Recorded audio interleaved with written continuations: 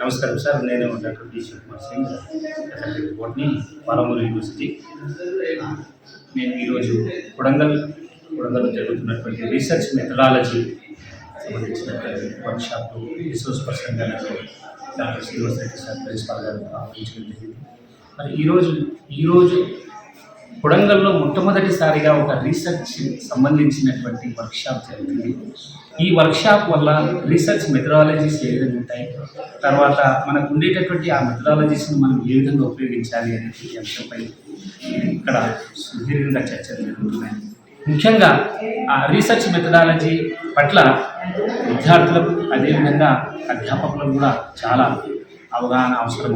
ఎప్పుడైతే వారికి research methodologies పైన ఆ పద్ధతుల పైన కనుక అవగాహన ఏర్పడినట్లయితే తప్పకుండా వారు తమ యొక్క విద్యా అనుభవాల లోపల అకాడమిక్స్ లోపల వాళ్ళు చాలా రాణించేటటువంటి అవకాశం ఉంటుంది.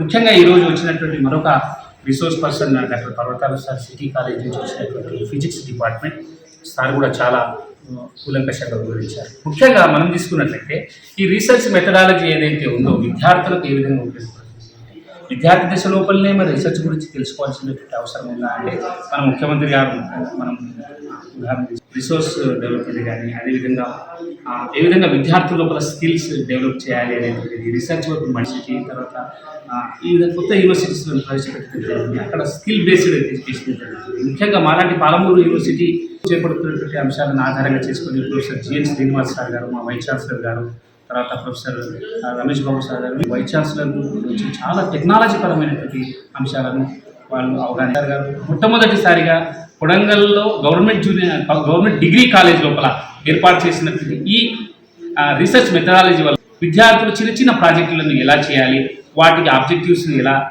నిర్ణయించుకోవాలి, ఆబ్జెక్టివ్స్ను చిన్న వాటిని ఎలా సాధించుకోవాలి అనేటువంటి విషయాలను చాలా మరి కేవలం విద్యార్థులకే ఉపయోగపడుతుందా అంటే కాదు, అధ్యాపకులకు ఈరోజు ఎలా ఉందంటే 50% టీచింగ్ ఉంటుంది, 50% రీసెర్చ్ ఉంటుంది ఎవరికైనా డిగ్రీ.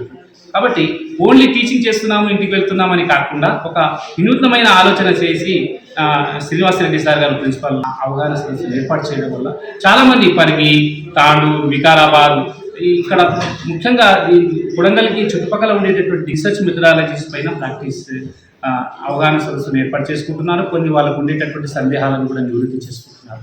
ఇలాంటి చాలా కార్యక్రమాలు ఇంకా నిర్వహించాలని చెప్పి ఇంకా చాలామంది రిసోర్స్ పర్సన్స్ చాలా వివిధ రిసోర్స్ పర్సన్స్ కూడా ఇక్కడ రావడం జరిగింది. ఎందుకంటే రూరల్ ఏరియా అనేటువంటి లాంటి అవగాహన సదస్సు ఏర్పాటు చేయడం మొదటిసారి. ముఖ్యంగా మన ఏరియా నుంచే సీఎం కావడం అనేటువంటిది మనకు చాలా గర్వకారణం. ఆ ఉత్సాహాన్ని అవునందుకు సాగుతున్నాం. ముఖ్యంగా మా యొక్క ఆర్జేడీ సార్ కూడా ఇదే ప్రాంతానికి చెందినటువంటి ప్రొఫెసర్ జిఎస్ఆర్ వారు ఈరోజు తెలంగాణ మొత్తానికి వారు ఆర్జేడీగా ఉన్నారు. వారి యొక్క ప్రోత్సాహం నుంచి కూడా చాలా మంది దౌలతాబాద్ 24 సంవత్సరాలు పనిచేసి చాలా మంది విద్యార్థులు ప్రోత్సాహపరిచారు. అంటే ఇక్కడ కూడా శ్రీనివాసరెడ్డి సార్ కూడా ఇట్లా కదిలిస్తుంటే చాలా మంది విద్యార్థులు మాకు సార్ ఆదర్శం అనేటువంటి మాట చెప్తున్నారు. ఆ ఉద్దేశంతో ఈ కార్యక్రమాన్ని ఏర్పాటు చేసినందుకు చాలా ధన్యవాదాలు సార్. మేము కూడా ఈ ప్రాంతం నుంచి కొడంగల్ ప్రాంతానికి చెందినటువంటి ఎర్రన్పల్లి ఆనందం అనిపిస్తుంది. ఎందుకంటే మనం ఎక్కడ సేవలు చేసినప్పటికీ మన గ్రామానికి మన ప్రాంతానికి చేసినటువంటి